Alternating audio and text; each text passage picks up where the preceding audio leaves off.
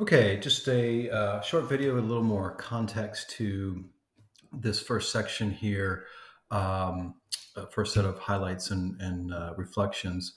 And again, as you see when you're looking at the content, you'll see that a reminder that the non-italicized part are excerpts from the DSM. The italicized part are my own reflections. So just to make sure it's clearly delineated what's from the book and what's my opinion, perception, interpretation of what we're reading in the DSM.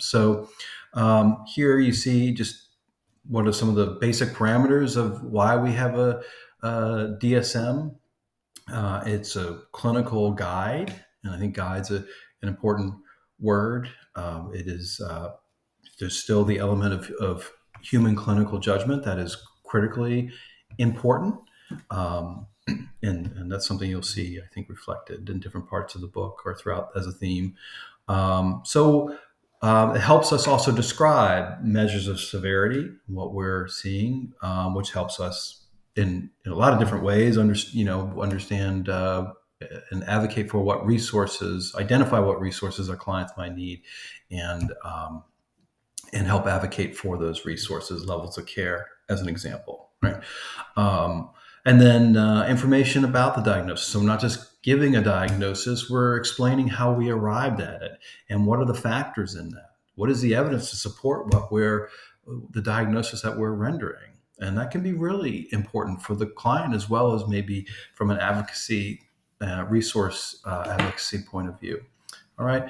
And also the book is specific to say, including risk factors and also protective factors, which we'll talk about, even though it's not spelled out in that line from the book there, and making sure that we're incorporating culture, sex and gender issues, and all social determinants issues, I would add to that statement.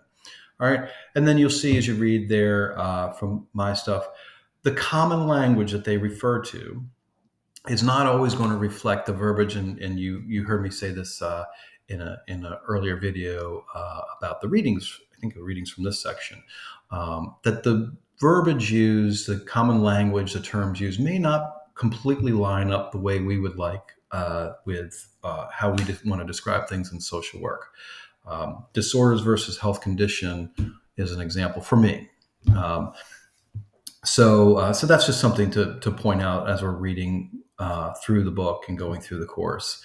And that the DSM to me, is not just about communicating between clinicians, which is important, but communicating with other stakeholders. Clinicians doesn't necessarily specifically state they're multidisciplinary clinicians. So, in integrated health settings, making sure that you can clearly communicate what's happening with the client from a clinical and diagnostic standpoint, factoring in all those other issues that we've talked about, all the social issues that we talked about, to other clinicians who are not necessarily social workers or not necessarily behavioral health clinicians, as well as other stakeholders. And that can be family members, that can be social support systems, social welfare systems, the legal system.